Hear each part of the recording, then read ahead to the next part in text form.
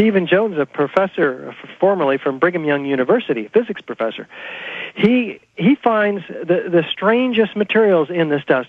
First of all, he finds these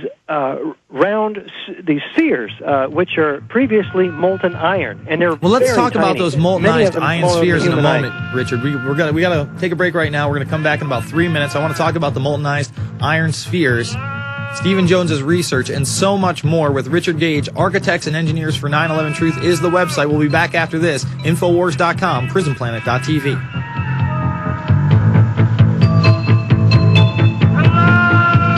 So choose the amount of time that you or your friends have and show them that particular DVD. It's really quite a great way to be flexible with how much time somebody might have. Exactly, and you know what I like about this is you can get the DVD and then maybe convert it to another file, play it on your iPhone. The 10-minute version is just perfect. I mean, I often carry around Building 7 coming down on my phone so that I can at least explain to somebody why I'm wearing an Investigate 9/11 t-shirt or a 9/11 was a lie, Defend Freedom, Infowars.com little armband here. But I always want to give them something right off the bat that they're going to be like, oh, well, look at that.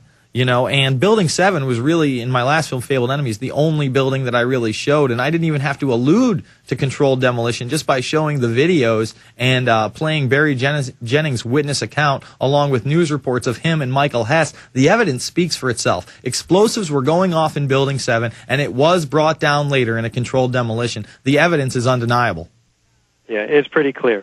And it's just so incredible to see the look on the architect's face, who have never seen Building 7 come down because we've never seen it on the mainstream media, with extremely rare exceptions. They watch that thing come down. It's 47 stories. This is the third worst structural failure in modern history, and most all architects know nothing about it. Structural engineers as well, nothing.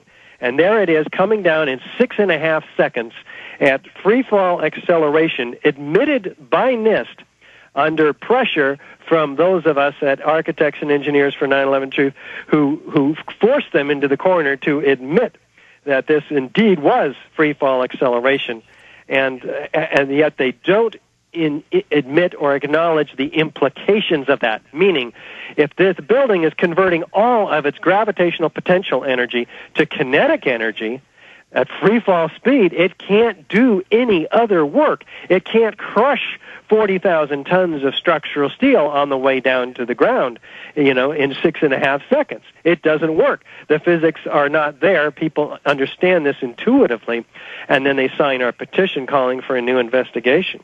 Well, that is excellent news that you're waking up so many people within the field. But you're so correct. I mean, it would take somebody who just is completely out of their mind or just out of touch with reality to look at that building falling and not understand that there is something going on there other than damage and fire. Even buildings that were right up against the World Trade Center